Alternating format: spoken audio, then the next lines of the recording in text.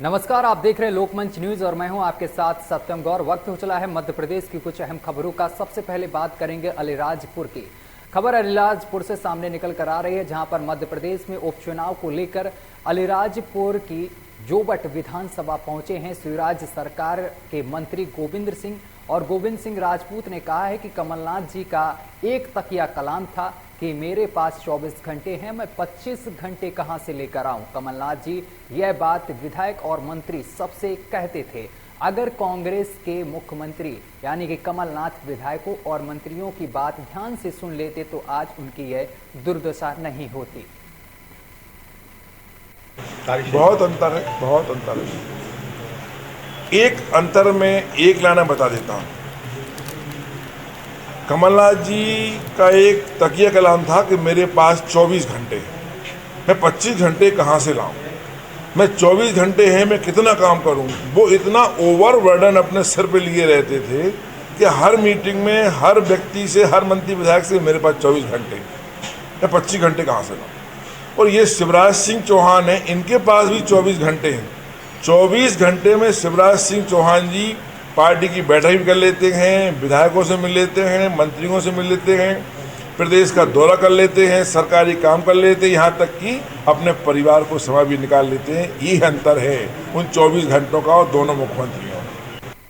चलिए खबरों में आगे बढ़ेंगे, बात करेंगे अशोकनगर की। आपको बताते चले कि अशोकनगर से खबर सामने निकल कर आ रही है, जहां पर लगातार बढ़ती महंगाई, भ्रष्टाचार और बेरोजगारी के विरोध में जिला मुख्यालय अशोकनगर में ब्लॉक कांग्रेस कमेटी ने रैली निकालकर विरोध प्रदर्शन किया है।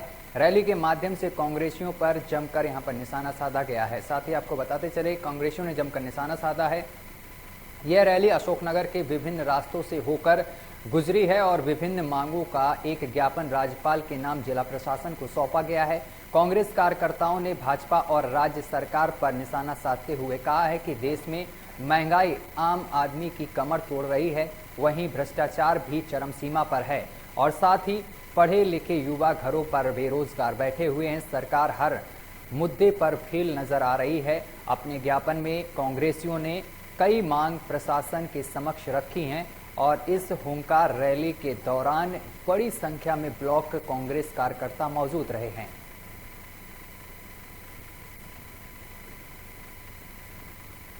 अगली खबर का रुख करेंगे। किसानों द्वारा किए गए भारत बंद के आह्वान का समर्थन करते हुए प्रदेश की राजधानी भोपाल में पूर्व मुख्यमंत्री दिग्विजय सिंह करोद स्थित मंडी पहुंचे हैं और करोद मंडी पहुंचकर उन्होंने कहा है कि भारत बंद का असर देखा है तो दिल्ली के आसपास पंजाब हरियाणा में देखे और इसी के साथ उन्होंने कहा है कि किसान आंदोलन 1 मिनट में खत्म हो जाएगा यदि प्रधानमंत्री घोषणा कर कृषि कानून वापस ले लें।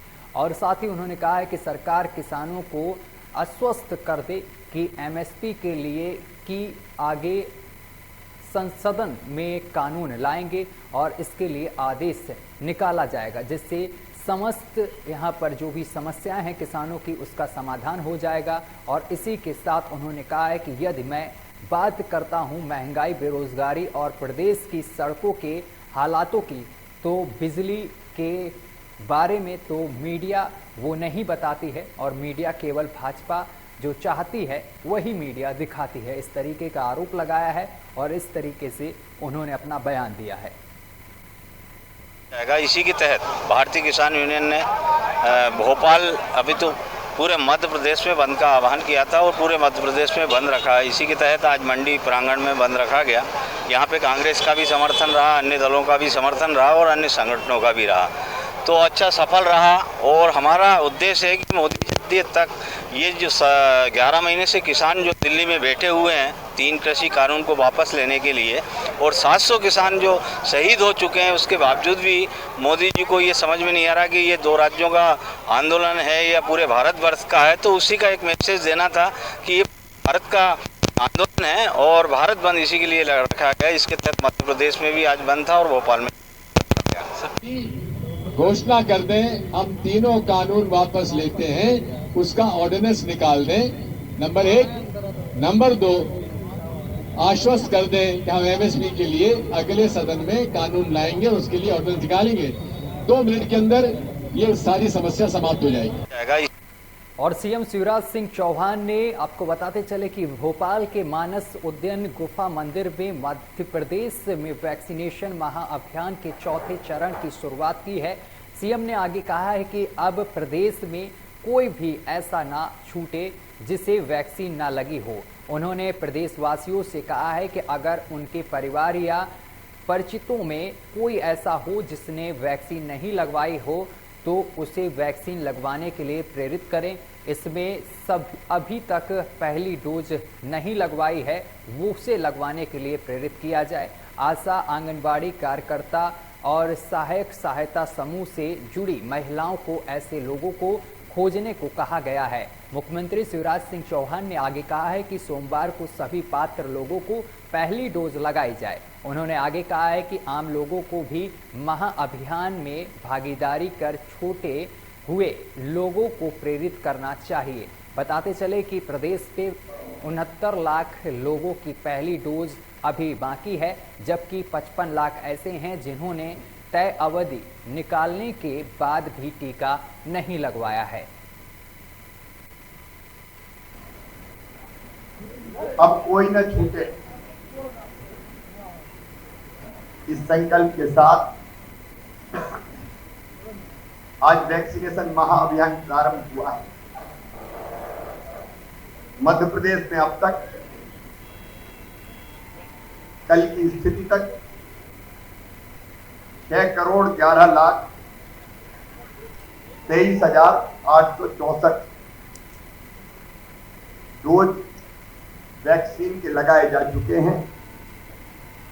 पहला डोज 4,70,88,192 को और दूसरा जो डोज अभी 1,40,33,672 भाई बहनों को लगा है।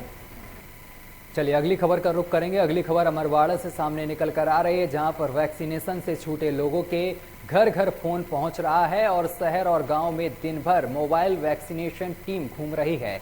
और जिन लोगों ने वैक्सीन की डोज नहीं लगवाई थी उनका राह चलते वैक्सीनेशन भी किया जा रहा है। शहर और गांवों में 10 से ज्यादा मोबाइल वैक्सीनेशन वैन घूम रही हैं और इसके साथ ही अब 100% वैक्सीनेशन हो रहा है। 27 सितंबर से 30 सितंबर तक घरों घर वैक्सीनेशन लगाई जा रही है, सभी को वैक्सीन दी जा रही है। और साथ ही आपको बताते चले कैंप लगाकर घरों पर जाकर वैक्सीनेशन से छूटे लोगों को वैक्सीन की डोज लगाई जा रही है। टीकाकरण महाअभियान ग्राम वार्ड स्तर में समस्त अमरवाड़ा अनुविभागीय अधिकारी, नगर पालिका सीएमओ एवं कर्मचारी, बीएलओ, शिक्षक एवं अन्य विभाग के ग्रामीण स्तर का अमला को यहां पर विभिन्न प्रकार के दायित्व पर किए गए हैं।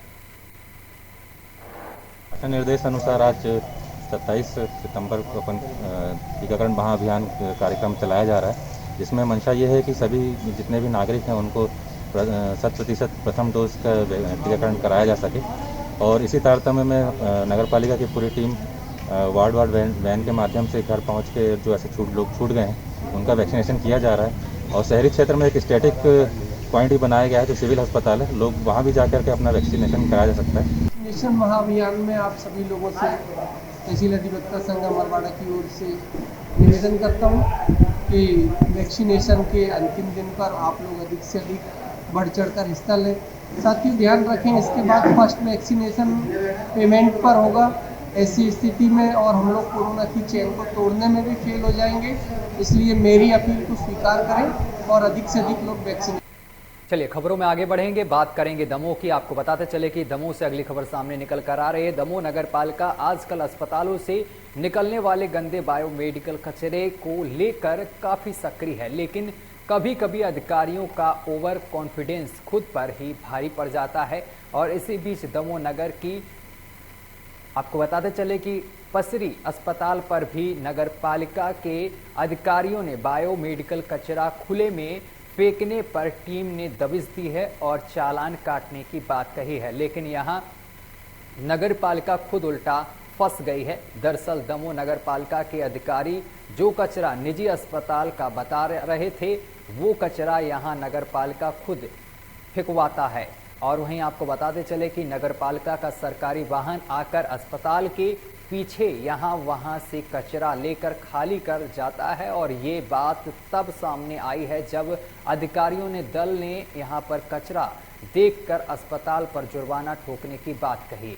इस पर डॉक्टर जलज पसारी ने पूरी टीम के सामने नगरपालिका की लापरवाही सीसीटीवी कैमरे के वीडियो फुटेज के माध्यम से सामने रख दी है और ये देखने वाली बात है कि आप भी अस्पताल के पीछे दमोह नगरपालिका का वाहन और हाथ ठेले से यहाँ पर कचरा जमा किया जाता है। वे भी ये तस्वीरें आप साफ तौर पर देख सकते हैं किस तरीके से यहाँ पर नगरपालिका की लापरवाही सामने निकल कर आई है और नगरपालिका के लोग यहाँ पर कचरा इकट्ठा करते हैं। बिल्कुल बेबुनियाद है कि हमारे नर्सिंग होम के द्वारा किसी तरह का कचरा यहाँ किसी तरह का बायोमेडिकल वेस्ट फेंका जाता है। उनकी टीम ने ये कहा कि हम आपके ऊपर पंचनामा बना रहे हैं कि आपने कचरा फेंका है, तो उनसे कहा कि नहीं, हमने ये कचरा नहीं फेंका है। तो उन्होंने बताया कि अगर आप नहीं कर रहे हैं तो वो कानूनी कार्रवाई होती है उसकी। तो हमने मना किया है कि भाई हमने कचरा फेंका ही नहीं है। ये हमने उनको सीसीटीवी फुटेज भी दिखाया कि भाई ये कचरा हमारे द्वारा नहीं फेंका गया है।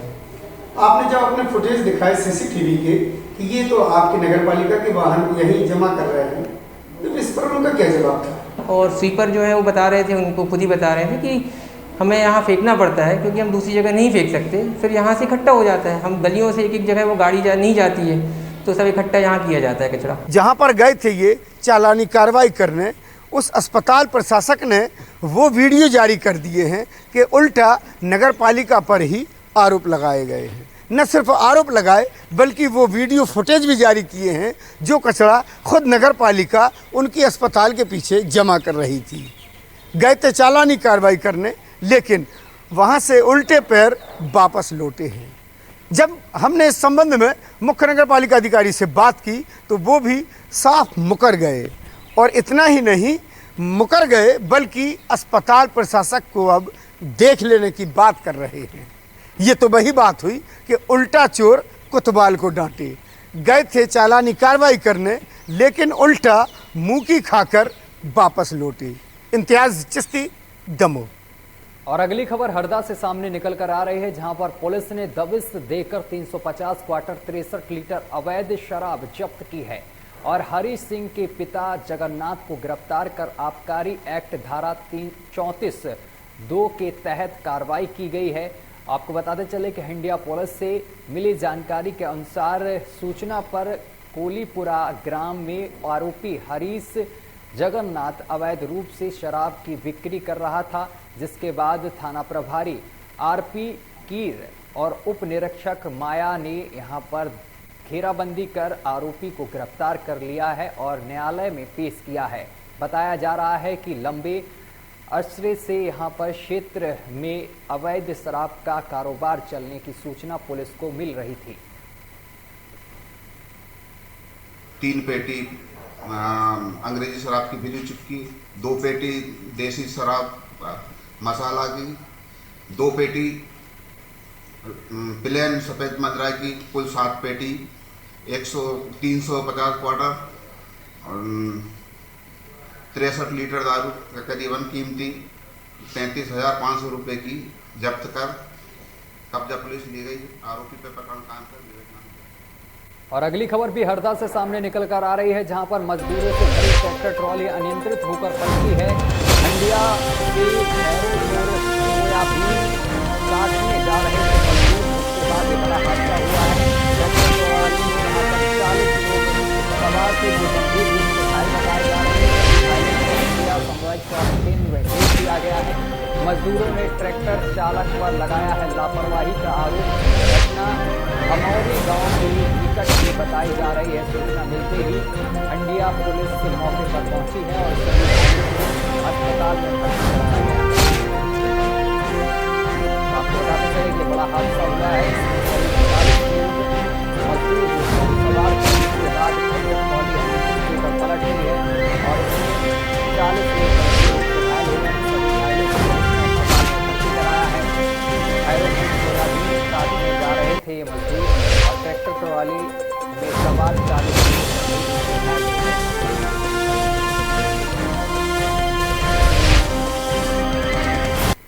और अगली खबर इंदौर से सामने निकल कर आ रही है। इंदौर में हाल ही में कलेक्ट्रेट मनीष सिंह पुलिस और प्रशासनिक अधिकारियों की एक बैठक ली गई थी, जिसमें स्पष्ट रूप से संकेत दिए गए थे कि अब शहर के भूमाफिया, राशन और शराब माफियाओं को बर्खास्त नहीं जाएगा, बख्शा नहीं जाएगा। और इसी के बीच आपको बताते चले कि मरीमाता चौराहे पर स्थित सपना बार पर कार्रवाई की गई है और यहां पर सुबह से ही यहां नगर निगम, जिला प्रशासन और पुलिस का अमला तैनात रहा है। अधिकारियों के पहुंचते ही सपना बार और इससे लेकर अन्य निर्माण को जमींदोज कर दिया गया है। दरअसल बीते दिनों शराब ठेकेदारों के बीच गैंगवार की घटना सामने आई थी और इसके अलावा शहर के कई बियर बार में जहरीली शराब पीने के कारण कुछ लोगों की मृत्यु भी हो गई थी, जिसके बाद लगातार इंदौर पुलिस प्रशासन पर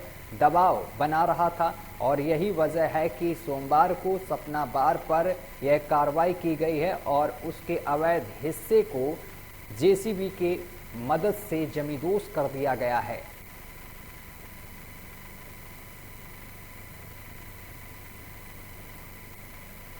अगली खबर का रुख करेंगे। सांसद लालवानी ने गुर्जर समाज के स्वतंत्रता संग्राम के योगदान के लिए नमन किया है और अखिल भारतीय गुर्जर देवसेना मध्य प्रदेश के बैनर तले रविवार को मई मागेश्वर सभागृह में यहां पर पिछड़ा वर्ग एवं अल्पसंख्यक कल्याण तथा पंचायत एवं विकास मंत्री राम खिलावन पटेल के मुख्य अतिथि एवं सांसद शंकर लालवानी की अध्यक्षता में गरिमामय आयोजन संपन्न हुआ है और इस अवसर पर पूर्ण सांसद ताराचंद्र पटेल और विधायक प्रदीप पटेल एवं लोकेंद्र सिंह गुर्जर वरिष्ठ अतिथि के रूप में उपस्थित रहे हैं। और वहीं गुर्जर समाज ने प्रदेश की औद्योगिक राजधानी इंदौर में पिछड़ा वर्ग के अंतर्गत आने वाले गुर्जर समाज के छात्र छात्राओं के लिए छात्रावास भवन एवं स्वास्थ्य सुविधाएं हेतु जमीन आवंटित करने की मांग की गई है। वहीं आपको बताते चले कि गरिमामयी समारोह में समाज के राष्ट्रीय अध्यक्ष रघुवीर सिंह पटेल ने स्वागत भाषण में शहीद भगत सिंह एवं स्वतंत्रता सेनानी राव तुलाराम की स्मृति को यहां पर माल्यार्पण किया है।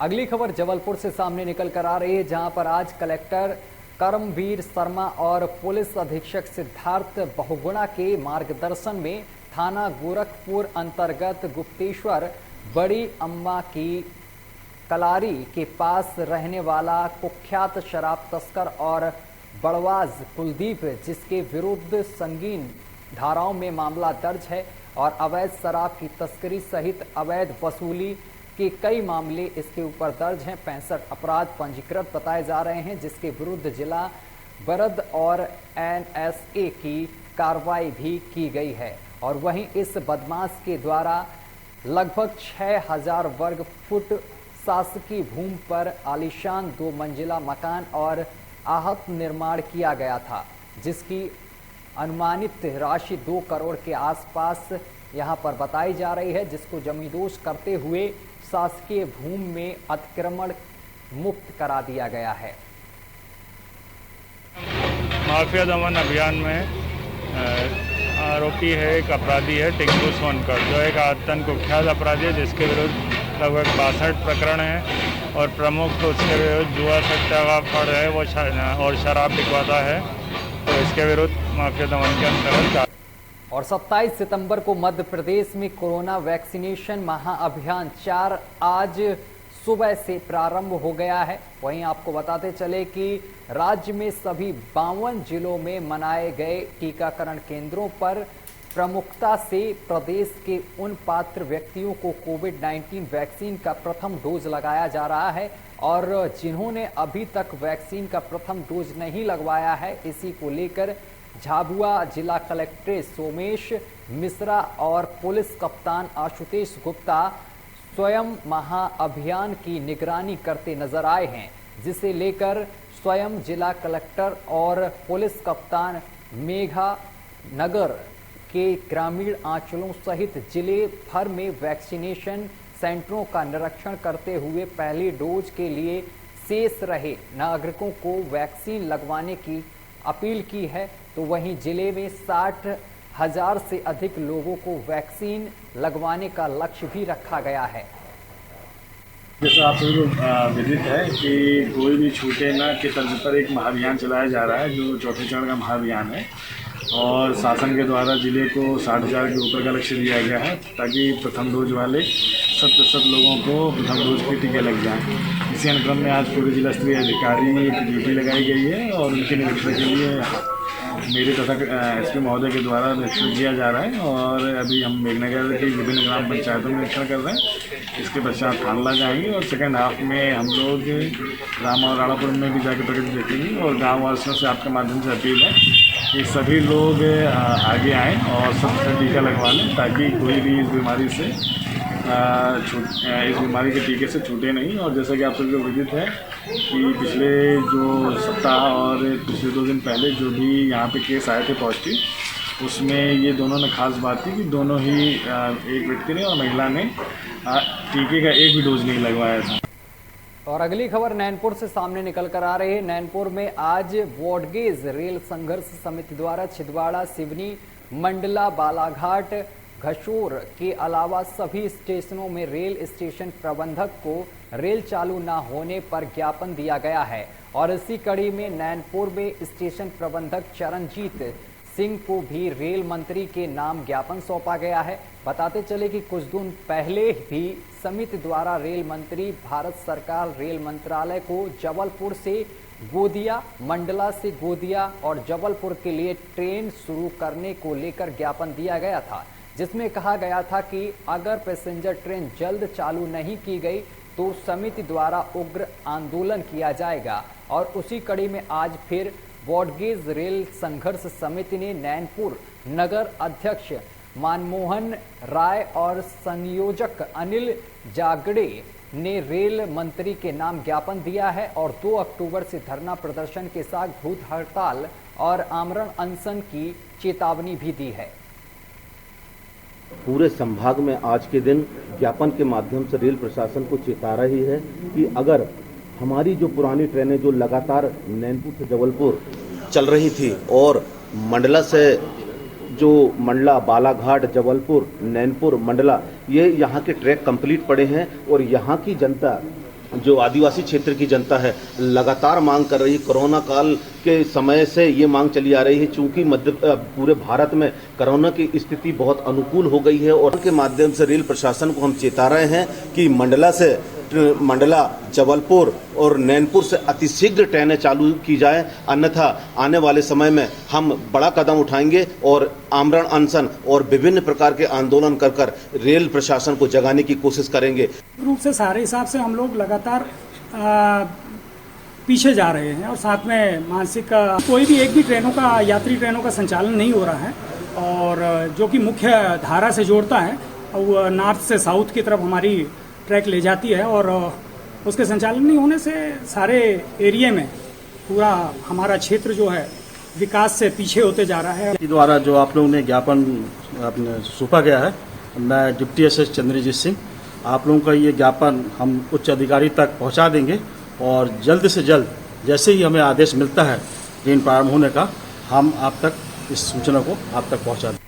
और अगली खबर का रुख करेंगे नए कृषि कानूनों को वापस लेने और महंगाई सहित अनेक मुद्दों को लेकर आज देशव्यापी बंद के आह्वान पर रीवा में बंद रहा है। हालांकि बंद का असर मिला जुला रहा है। बाजार बंद कराने लगातार किसान नेता सहित अन्य दलों के लोग सड़कों पर घूम रहे हैं और नए कृषि कानून आने के बाद से नाखुश किसान संगठन लगातार बिल के विरोध में प्रदर्शन कर रहे हैं।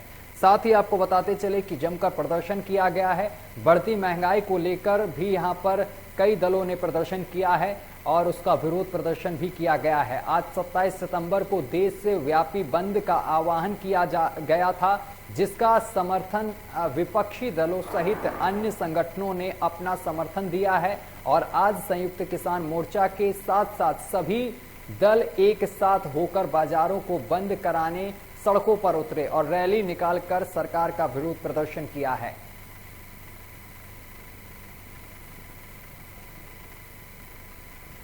और अगली खबर रीवा से सामने निकल कर आ रही है, जहां पर कोविड-19 महामारी से मरने वाले मृतकों का विधि विधान से श्रद्धा किया गया है। आपको बताते चले कि महिला कांग्रेस ने मृतकों की आत्मा की शांति के लिए तर्पण का आयोजन रखा है और कहा है कि कोविड काल के दौरान हॉस्पिटल में कई मरीजों की मौत हो गई थी, जिसका अंतिम संस्कार मुक्ति धाम बंदरिया नगर निगम में कराया था। आपको बताते चले कि कई मृतक परिजनों ने आत्माओं का अंतिम संस्कार भी नहीं कर पाए हैं और कई मृतकों की अस्थि यहीं रह गई हैं। महिला कांग्रेस को इस बात का मलाल है कि सरकार की उदासीनता के चलते आत्माएं भटक रही हैं और महंगाई की मार से लोग परेशान हैं और इसके चलते महंगाई का भी श्राद्ध किया है। तो आपको बताते चले कि यहाँ पर श्राद्ध किया गया है, महिला कांग्रेस ने श्राद्ध किया है और इस दौरान उन्होंने सरकार पर भी निशाना साधा है। बढ़ती महंगाई को लेकर भी सरकार पर निशाना साधा गया है। विगत 2 वर्षों में कोरोना के कारण पूरे देश में लाखों पुण्यात्माओं ने अपना प्राण त्यागे हैं और असामयिक काल कवलित हुए हैं और उनकी अचानक मृत्यु हुई है। बहुत सारे युवा साथी, बहुत सारे लोग अस्पतालों में मर गए, बहुत सारे लोग सड़कों में मर गए और बहुत सारे ऐसे लोग थे जिनके परिवारों का पता नहीं चला, तो उनका पिंडदान नहीं हुआ, तर्पण नहीं हुआ। श्राद्ध में यदि किसी का तर्पण होता है तो उसको मोक्ष प्राप्त होता है। तो आज हमारी बहनों ने रीवा जिले की यह संकल्प किया कि ऐसे लोग जिनका कोई नहीं, उनका श्राद्ध किया जाए, तर्पण किया जाए, ताकि उनको मोक्ष मिले और उनकी आत्मा जो भटक रही है असामयिक निधन के कारण, उसको मोक्ष मिले। और अगली खबर सुजालपुर से सामने निकल कर आ रही है। सुजालपुर में आउटसोर्सेस कर्मचारियों का धरना प्रदर्शन जारी है। सुजालपुर मध्य प्रदेश बिजली विभाग में आउटसोर्सेस कर्मचारियों का धरना प्रदर्शन जारी। अपनी 3 मांगों को लेकर आउटसोर्सेस के कर्मचारी धरने पर बैठ गए हैं और जब तक मांगे पूरी नहीं होती हैं धरना प्रदर्शन जारी रहेगा। ऊर्जा मंत्री ने 1 महीने में भी मांगे मानने की बात कही थी और आज तक उन्होंने कहा है कि हमारी मांगे पूरी नहीं हुई हैं और अब हम तब तक धरने पर बैठे रहेंगे जब तक हमारी तीनों मांगे पूरी नहीं हो जाती हैं। आपको बताते चले कि कलापीपल, उंगली, अकोदिया पोलय आदि जगह से कर्मचारी धरने पर आए हैं और शामिल हुए हैं। यह मध्य प्रदेश के सुजालपुर डिवीजन का 22 कर्मचारियों का आउटसोर्स कर्मचारियों का आंदोलन है, जिसकी प्रमुख मांगे हैं जो कि सरकार के विरोध है। सरकार के ऊर्जा मंत्री जी ने आज से 1 महीने पहले 23 अगस्त के दिन हमें आश्वासन दिया था कि 1 महीने में आपकी सारी मांगे हम पूरी कर देंगे, परंतु आज से 5 दिन पहले 23/9 तक कोई भी हमारी मांग पूरी नहीं हुई, इसलिए हमें मजबूरन राम बंद आंदोलन करना। और अगली खबर शिवपुरी से सामने निकल कर आ रही है, जहां पर गांव के कुछ दबंगों ने वन भूमि पर कब्जा जमाना चाहते थे, जिसका विरोध ग्रामीणों ने लगातार किया। काफी समय से चले आ रहे विवाद के बीच कुछ दिन पूर्व वन भूमि के पास में लगे हैंडपंप में दबंगों ने कीटनाशक दवाई डाल दी, जिसकी शिकायत ग्रामीण सहित इन दोनों भाइयों ने पुलिस से की। ग्रामीण सहित दोनों भाइयों की ओर से की गई शिकायत में दबंगों ने मंदिर से लौट रहे दोनों भाइयों की जमकर पिटाई कर दी और उसके मुंह पर कालिख पोत दिया है, जिसकी शिकायत दोनों भाइयों ने पुलिस से की है। इसके साथ ही दोनों भाइयों ने पुलिस को पूरा मामला बताया है कि दबंगों ने उन्हें धमकी दी है, अगर इस बार शिकायत की तो उन्हें गधे पर बैठाकर पूरे गांव में जुलूस निकालेंगे। वहीं पुलिस ने इस मामले को गंभीरता से लेते हुए 4 आरोपियों के खिलाफ मामला दर्ज कर आरोपियों की तलाश शुरू कर दी है। तो कल ये फरियादी पक्ष ने ऐसा बताया था कि उनके साथ मारपीट हुई है और चेहरे पर कुछ लगाया गया है, तो हमने पुलिस ने प्रकरण पंजीबद्ध कर लिया था। कल थाना प्रभारी भी मौके पर गए थे और वहाँ लोगों से भी बातचीत की थी, तो अभी उसके इन्वेस्टिगेशन में सारी चीज़ें ली हुई हैं। आरोपियों को पकड़ने के लिए पुलिस टीम भेजी थी, तो कल आरोपी फरार थे, उनको जल्दी पकड़ा जाएगा और उसके केस के पूरे फैक्ट्स को थोड़ा वेरीफाई भी करना जरूरी है। तो कल और खनिया धाना विद्युत विभाग के आउटसोर्सेस कर्मचारी आज अपनी अनिश्चितकालीन हड़ताल पर बैठ गए हैं। कर्मचारियों का कहना है कि 23 अगस्त को हमारे संगठन का एक प्रतिनिधि मंडल मध्य प्रदेश शासन के ऊर्जा मंत्री के पास अपनी कुछ मांगों को लेकर गया था और उन मांगों को सुनने के बाद माननीय ऊर्जा मंत्री ने 1 माह का समय प्रतिनिधि मंडल से मांगा था और वादा किया था कि 1 माह के बाद मध्य प्रदेश बिजली विभाग के आउटसोर्सेस कर्मचारियों की मांग को पूरा करने की कोशिश करेंगे। 23 सितंबर को माननीय ऊर्जा मंत्री के द्वारा मांगी गई समय सीमा समाप्त हो गई है, लेकिन आज तक आउटसोर्सेस कर्मचारियों की मांग पूरी नहीं हो पाई है और ना ही किसी तरह की कार्रवाई हुई है। इसीलिए मजबूर होकर मध्य प्रदेश आउटसोर्सेस कर्मचारी संगठन के आह्वान पर समस्त आउटसोर्सेस कर्मचारी आज से अपनी मांगों को लेकर अनिश्चितकालीन हड़ताल पर बैठ रहे हैं। हड़ताल के इस समय से कोई भी कर्मचारी किसी भी तरह का कार्य नहीं करेगा, जिसका समस्त जिम्मेदार मध्य प्रदेश शासन की होगी।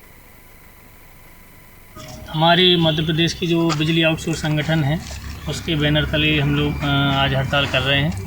माननीय ऊर्जा मंत्री श्री प्रद्युम्न सिंह तोमर ने हमको 1 माह का आश्वासन दिया था कि जिसमें हम आपकी मांगें कुछ 2-3 बैठकों में पूरी कर देंगे, जो कि 23 अगस्त को ये बैठक हुई थी और 23 सितंबर को 1 माह का उनका समय पूर्ण हो चुका था। जिसके बाद हमने सभी मध्य प्रदेश में एक ज्ञापन योजना अभियान चलाया था 24 तारीख को। उसमें हमने ज्ञापन दिया था कि हम 27 तारीख को अनिश्चितकालीन हड़ताल पर जाएंगे। और टीकमगढ़ से बड़ी खबर सामने निकल कर आ रही है, जहां पर आपको बताते चले कि कुंडला अंतर्गत ग्राम रामपुरा के घर में मिले हैं भाई बहन के शव और शव मिलने से इलाके में हड़कंप मच गया है। पत्नी ने मां पर जताई हत्या की आशंका और मां लापता भी बताई जा रही है। पति हरिराम रजक ने बताया है कि 8 महीने पहले हरियाणा से लाया था महिला को। और वहीं आपको बताते चले कि मृतक भाई बहन की उम्र 4 वर्ष और 6 वर्ष बताई जा रही है और मां यहां पर लापता बताई जा रही है। सभी जो ग्रामीण लोग हैं उनका पूरा शक मां पर जा रहा है कि इस पूरी हत्या में मां कहीं न कहीं शामिल है और मां लापता बताई जा रही है।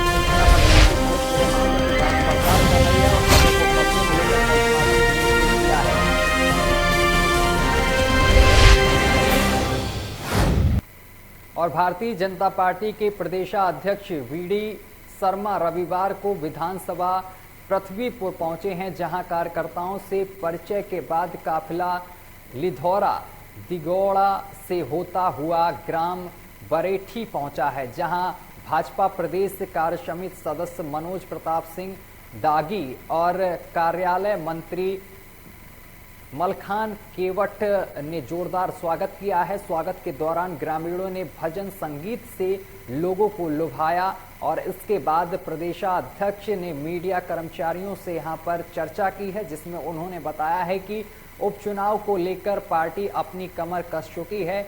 जब दावेदारों को लेकर प्रश्न किया गया तो उन्होंने कहा है कि पार्टी ही उपचुनाव में चेहरा है और हमारी उपचुनाव में ऐतिहासिक मतों से जीत होगी। गौरतलब है कि पिछले कई दिनों से विधानसभा पृथ्वीपुर में अधिकारियों के ऊपर कार्रवाई हो रही है और बड़े स्तर से जांच को लेकर प्रशासनिक अमला विधानसभा में डेरा डाले हुए है। वहीं वीडी शर्मा ने मीडिया को बताया है कि वे समय समय पर विधानसभा का जायजा लेते रहते हैं और हर हाल में जीत सुनिश्चित करेंगे और इस मौके पर सैकड़ों की संख्या में ग्रामीण उपस्थित रहे हैं।